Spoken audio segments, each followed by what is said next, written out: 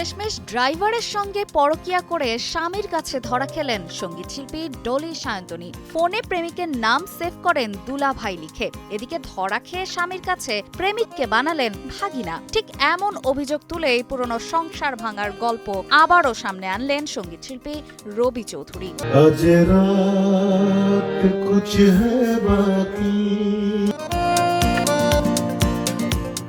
একসময় মঞ্চে ডুয়েট গেয়ে যাদের প্রেমের গল্প শুনতেন ভক্তরা, সেই সম্পর্কেই নাকি ঢুকে পড়েছিল তৃতীয় চরিত্র, কোরিয়া প্রবাসী গাড়ি চালক নাম তার বিপ্লব। সম্প্রতি এক পডকাস্টে এসে রবি দাবি করেন, কোরিয়ায় সফরের সময় বিপ্লব নামের ওই ব্যক্তির সঙ্গে তার পরিচয় হয় এবং সেখান থেকেই ডলির সঙ্গে তার ঘনিষ্ঠতা তৈরি হয়।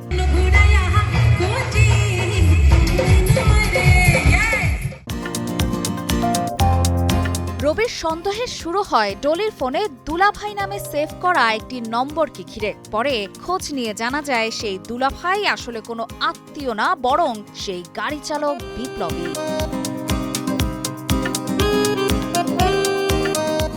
বিষয়টি নিশ্চিত হতে ডলির বড় ভাই বাচ্চা বুলবুলের সঙ্গেও নম্বরটি যাচাই করেন রবি। তখনই স্পষ্ট হয় পরিবারে ওই নামে কোনো দুলাভাই নেই। এরপর নাকি ডিভোর্সের সিদ্ধান্ত নেন তিনি।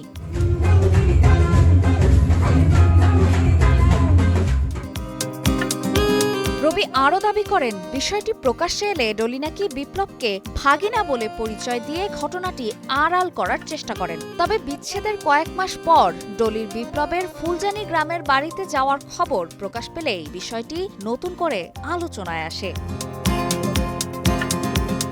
রবির ভাষায়, শেষ পর্যন্ত সবাই বুঝে গেছে আমার সন্দেহ ভুল ছিল না। তবে সন্তানের মা হওয়ায় ডলিকে নিয়ে আর বিস্তারিত বলতে চান না বলেও জানান তিনি। অপর্ণা বর্ষা, সময় সংবাদ, ঢাকা।